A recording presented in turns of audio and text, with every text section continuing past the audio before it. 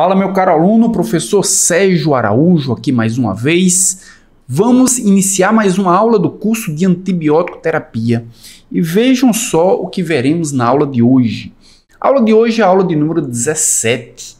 Iremos falar sobre o uso de cefalosporinas de primeira geração na prática clínica. Então fique comigo até o final dessa aula, nós traremos para vocês como usar as cefalosporinas de primeira geração na prática clínica.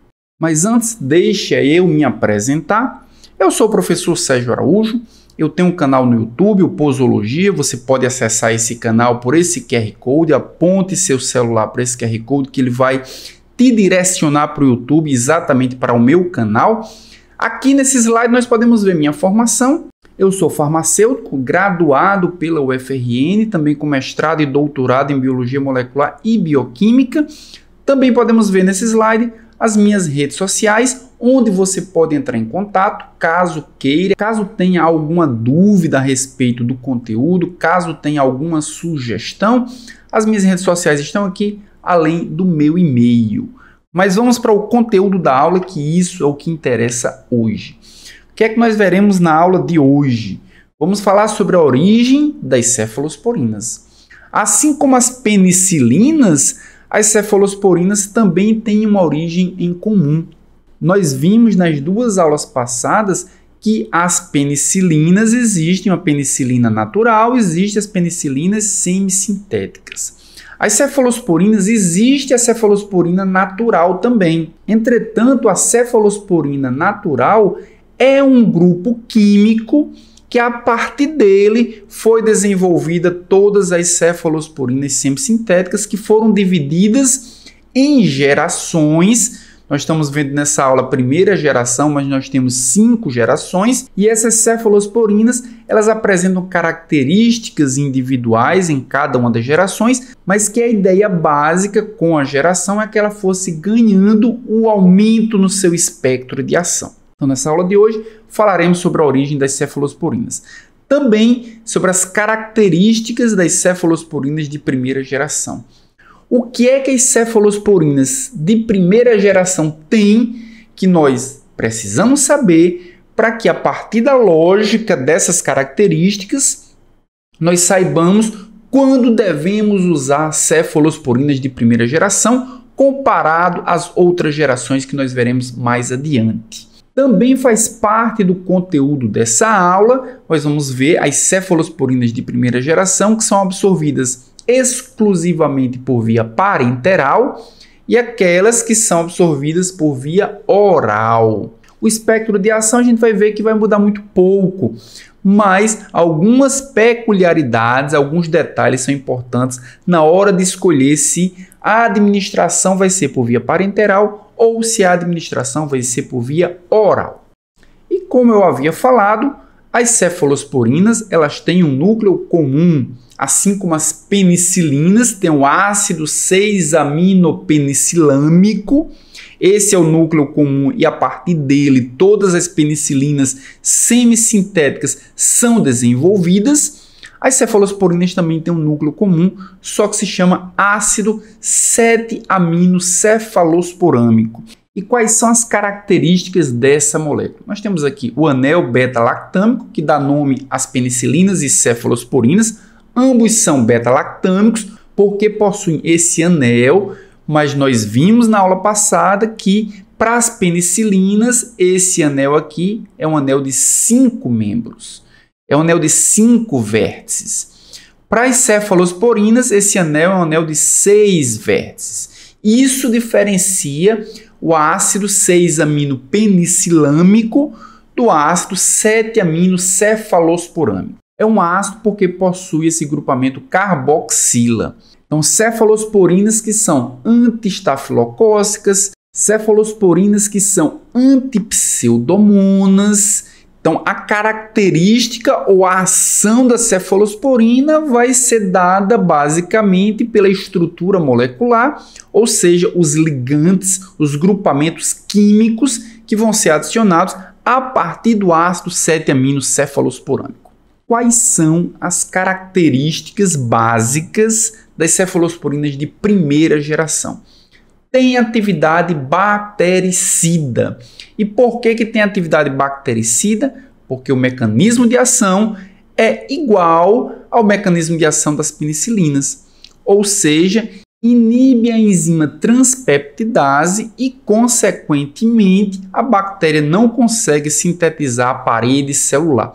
Sem a parede celular, a bactéria fica muito frágil, ela fica exposta às mudanças ambientais, às mudanças do compartimento onde ela está causando aquela infecção, podendo entrar, por exemplo, em plasmoptise. O líquido do espaço onde ela está causando a infecção entra para dentro da célula e destrói aquela célula. Uma bactéria que tem a sua parede celular íntegra, ela não é destruída por essas mudanças ambientais. Por isso, destruir a parede celular, que é o que faz a penicilina, que é o que faz também as cefalosporinas, independentemente da geração, elas vão produzir na bactéria uma maior susceptibilidade à destruição, por isso elas têm atividade bactericida. Nós já podemos ver aqui uma grande diferença, por exemplo, das cefalosporinas de primeira geração para as penicilinas de primeira geração. Enquanto as penicilinas de primeira geração têm uma atividade quase que exclusiva em bactérias gram-positivas, as cefalosporinas de primeira geração já têm uma atividade um pouco mais ampliada. Atuam em bactérias gram-positivas e também em bactérias gram-negativas. Segunda característica é o quê? Resistência à beta-lactamase. E aí nós já podemos ver uma segunda característica que vai diferenciar bastante as penicilinas de primeira geração das cefalosporinas de primeira geração.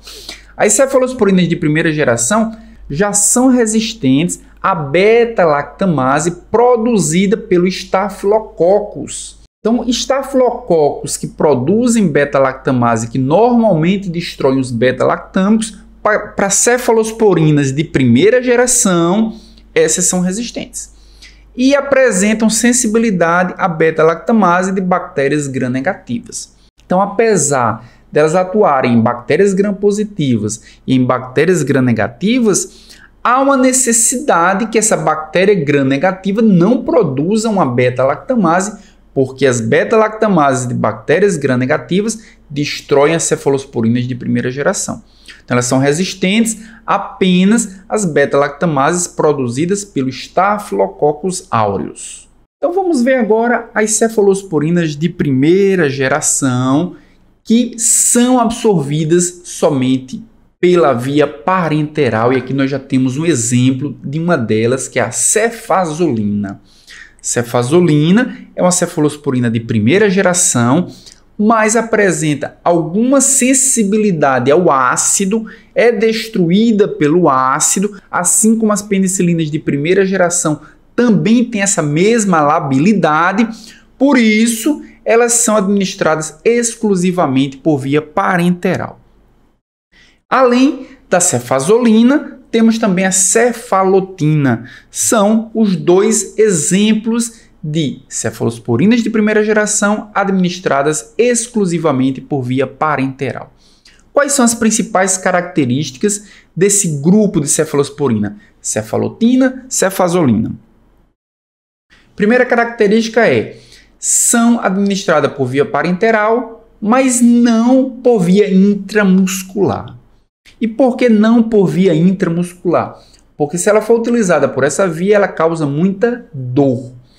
Como o paciente vai sentir muita dor, ela deve ser preferível utilizar cefazolina ou cefalotina por via intravenosa. Quando a gente fala via parenteral, para as cefalosporinas de primeira geração, praticamente a gente está dizendo que é via intravenosa e não a via intramuscular. Uma outra característica é que elas atuam em bactérias gram-negativas. Entretanto, existem algumas exceções. Ela não tem ação em hemófilos influenza, em serrátia, proteus e pseudomonas aeruginosa. E não tem pelo fato de que essas bactérias produzem beta-lactamases que vão destruir as cefalosporinas de primeira geração. É o caso da cefalotina, é o caso da cefazolina também.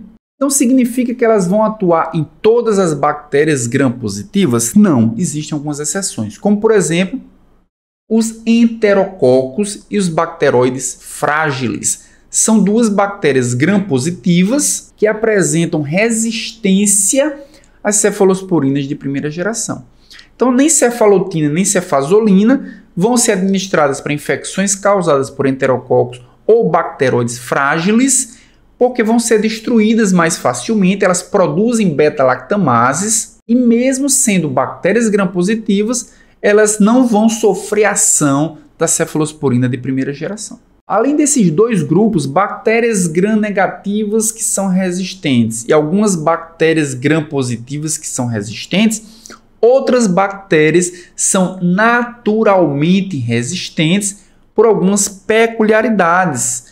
É o caso, por exemplo, do micoplasma. Não tem como a cefalosporina agir em micoplasma porque o micoplasma não tem parede celular. O alvo farmacológico das cefalosporinas é a parede celular.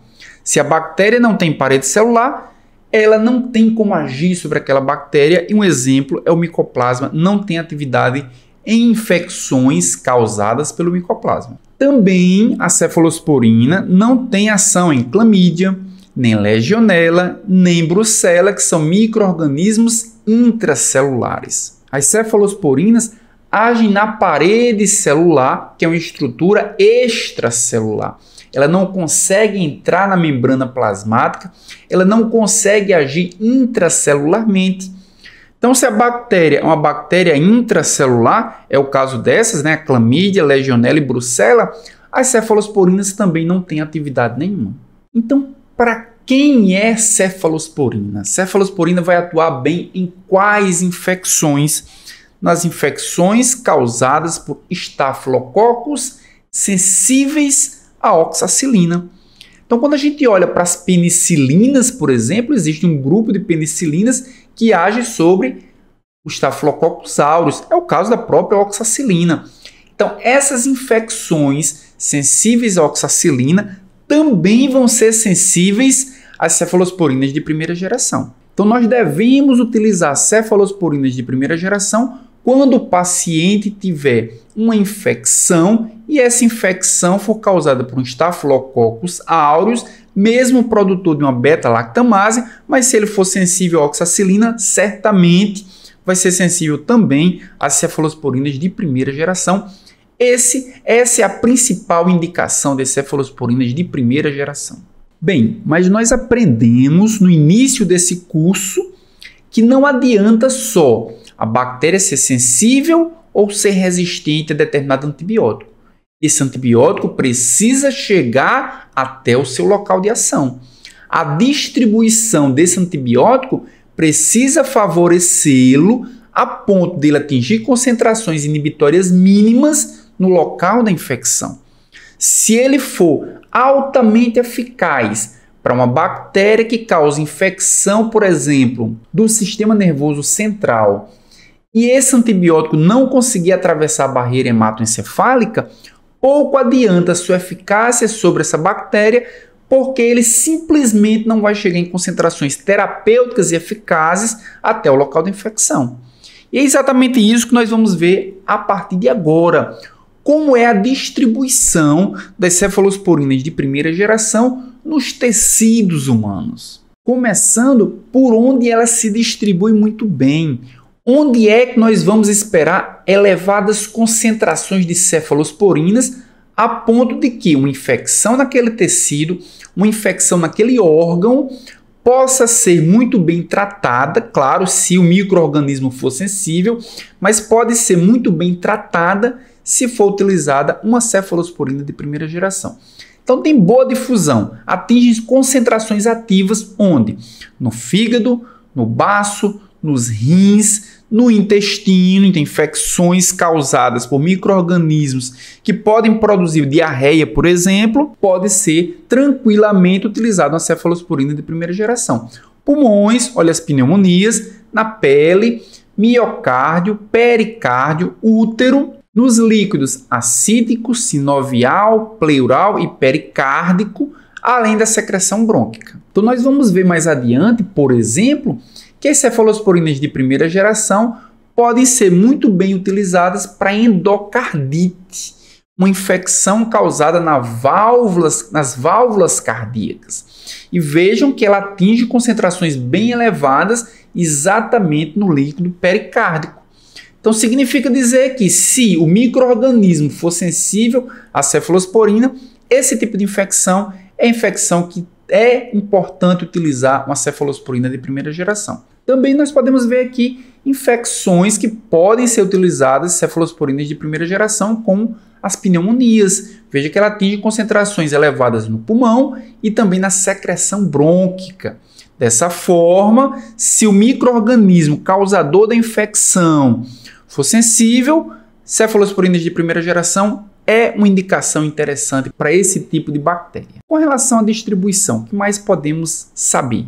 Menor concentração. Onde é que nós esperamos que esse antibiótico chegue em concentrações menores e que talvez tenha alguma dificuldade para combater certas infecções? Por exemplo, concentrações menores nos sais biliares, concentrações menores nos ossos. Infecções nas vias biliares, infecções nos ossos, vão ter uma certa dificuldade para serem tratadas com cefalosporinas de primeira geração, porque nesses tecidos vai chegar uma concentração menor. Entretanto, se essa infecção for causada por estafilococos, como os estafilococos são altamente sensíveis à ação da cefalosporina, mesmo em concentrações mais baixas, ela atinge concentrações suficientes para debelar uma infecção das vias biliares e também infecção dos ossos. O que mais nós podemos saber sobre a distribuição das cefalosporinas de acordo com o tecido? Onde é que elas atingem baixas concentrações? Os níveis no humor aquoso e no cérebro são baixos e não atravessam regularmente a barreira hematoencefálica, não dando concentrações terapêuticas no líquido. Então, infecções do sistema nervoso central são precárias. É precário o tratamento com cefalosporina de primeira geração. As meningites, por exemplo, são tratadas com cefalosporinas de terceira geração, porque essas cefalosporinas atravessam de forma mais adequada a barreira hematoencefálica, mas as de primeira geração não. Apesar dos micro-organismos serem sensíveis às cefalosporinas de primeira geração, os níveis terapêuticos são menores no sistema nervoso central. Com relação à barreira placentária, o que nós podemos saber? Elas atravessam a barreira placentária atingindo concentrações elevadas. Então, cefalosporinas de primeira geração conseguem atravessar a barreira placentária. Isso significa o que para a mulher gestante? Ela pode ou ela não pode utilizar cefalosporina de primeira geração?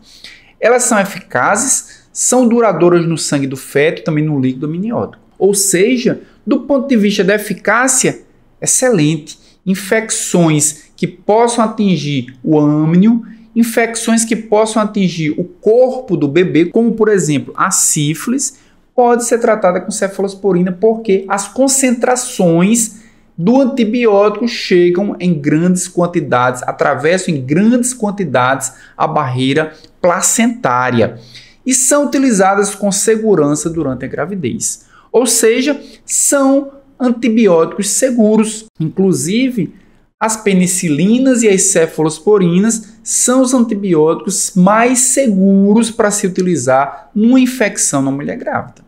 Com relação à passagem das cefalosporinas de primeira geração para o leite, elas passam para o leite materno em pequena quantidade. Essa quantidade equivale a mais ou menos 8% da concentração plasmática, não havendo restrição do seu emprego na nutriz. E na grande maioria das vezes, essa pequena quantidade ela é suficiente para debelar infecções causadas pelo Staphylococcus aureus. Mas mesmo assim, o que nós podemos entender é que cefalosporinas, por serem seguras, elas são excretadas juntamente com leite, causando poucos riscos ou tendo um potencial de poucos riscos para o lactente. Então nós vimos aqui nessa parte da aula que a distribuição das cefalosporinas é muito boa em diversos tecidos, alguns deles são importantes, como por exemplo o pulmão e o sistema cardiovascular. Infecções nessas duas regiões podem ser tratadas muito eficazmente se o micro-organismo for sensível com cefalosporinas de primeira geração, porque as concentrações que chegam nesses tecidos são muito boas. Passam para o leite materno em pequena quantidade, não causando nenhum risco para o lactente, atravessam a barreira placentária em elevadas quantidades e mesmo assim elas são seguras para o bebê, atingem baixas concentrações em ossos, por exemplo, nas vias biliares e menores concentrações no sistema nervoso central, não atravessam adequadamente a barreira hematoencefálica. Dessa forma, cefalosporinas de primeira geração não devem ser utilizadas para infecções do sistema nervoso central, como por exemplo as meningites.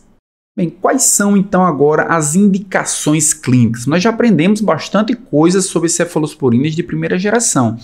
Quais são as principais indicações clínicas? E a gente começa aqui falando das indicações no lançamento. Quando as cefalosporinas de primeira geração elas foram descobertas. Quando elas foram descobertas, a resistência a esse tipo de antibiótico era muito baixa. Nós podemos ver por essa curva a resistência dessas infecções, dessas bactérias, era muito baixa. Então, ela era muito mais amplamente utilizada, por exemplo, para bactérias gram-positivas, para cocos gram-negativos, E. coli, Klebsiella, proteus, para tudo isso para tratar infecções biliares, pulmonares e a peritonite também. Acontece que com o uso exacerbado e muitas vezes irracional, muitas bactérias se tornaram resistentes e hoje existem diversas restrições para o uso de cefalosporinas de primeira geração. Elas são praticamente usadas para infecção do trato urinário não complicada, porque atingem elevada concentração nas vias urinárias e também nas infecções por Staphylococcus aureus, que acomete o pulmão, nas pneumonias, na endocardite, como a gente viu, altas concentrações desse antibiótico chega ao líquido pericárdico, na osteomielite e na sepse em gestante, pela sua segurança com relação a esse tipo de paciente. E quais são as doses? Quais são as doses utilizadas e preconizadas nos protocolos para se administrar cefalosporina de primeira geração? O recomendado é de 50 a 100 mg por quilo por dia. Eventualmente, se a infecção for de difícil tratamento, se a infecção for grave, pode-se atingir concentrações ou doses de 150 a 200 mg por quilo. Isso equivale a dizer que no adulto a dose varia entre 500 mg a 1 grama de 4 em 4 horas. No recém-nascido, a depender da idade que o recém-nascido tem, se for até uma semana, 20 mg por quilo de 12 em 12 horas. Se o recém-nascido tiver de 8 a 29 dias, aí os mesmos 20 mg é administrados por quilo, mas de 8 em 8 horas. E vejam que a maior concentração necessária é na endocardite. Cefalosporina de primeira geração pode ser utilizada para tratar endocardite, só que vejam que é uma dose bem alta, 12 gramas por dia, e esse tratamento normalmente é um tratamento muito longo. Cefalosporinas ou penicilinas são utilizadas para tratar infecções, a endocardite causada pelo Staphylococcus. Bem, vimos as cefalosporinas que são administradas exclusivamente por via parenteral. Agora nós veremos as cefalosporinas que são administradas por via oral. Um exemplo nós temos aí é a cefalexina. Além da cefalexina, cefadroxil é um outro integrante desse grupo de cefalosporinas de primeira geração que são administrados por via oral. Então houve uma modificação na molécula, diferentemente da cefalotina, diferentemente da cefazolina. Essas cefalosporinas não são sensíveis ao ácido. Elas podem ser administradas por via oral sem que haja perda do antibiótico. Então, quais são as principais características dessas cefalosporinas? Primeiro, o espectro de ação é semelhante à cefalotina. São ativas contra Streptococcus e Staphylococcus praticamente. Outra característica, a absorção. Como elas sofreram essa modificação, não são destruídas pelo ácido, apresentam excelente absorção por via oral, mas alimentos retardam a sua absorção. Então, nem cefalexina, nem cefadroxil devem ser administradas juntamente com o alimento, porque há essa interação. Elas precisam ser administradas ou 1 hora antes da alimentação, ou se o paciente se alimentar 2 horas depois, isso vai facilitar a sua absorção. Uma outra característica é com relação à distribuição. Atingem boa concentração no intestino, no fígado, no pulmão, na pele, na bile, nos rins, nos músculos e no mucoso, praticamente a mesma distribuição das cefalosporinas que são administradas por via parenteral. Com relação à placenta, atravessam a barreira placentária, atingindo concentrações de 15 a 30% em relação à plasmática e 10 a 20% no líquido amniótico. Então, também as cefalosporinas de primeira geração que são administradas por via oral também podem ser administradas em gestantes para tratar infecções em gestantes e elas não causam grandes riscos ao bebê, não causam grandes riscos ao desenvolvimento embrionário. E nós temos também aqui a sua eliminação no leite e no líquor. Não atingem concentrações terapêuticas nem no leite nem no líquor, semelhantemente às cefalosporinas que são administradas por via parenteral. Quais são as indicações? Quais são as doses das cefalosporinas administradas por via oral?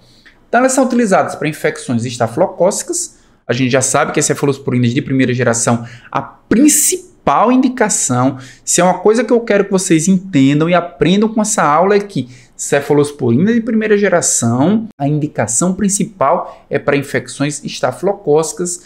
E nós temos também uma outra indicação que é a faringoamidalite. Também infecções urinárias, e a gente vai ver as doses de cefalexina e cefadroxil. Começando aqui pelas infecções estafilocócicas. As infecções estafilocócicas é o principal alvo terapêutico para cefalosporinas de primeira geração.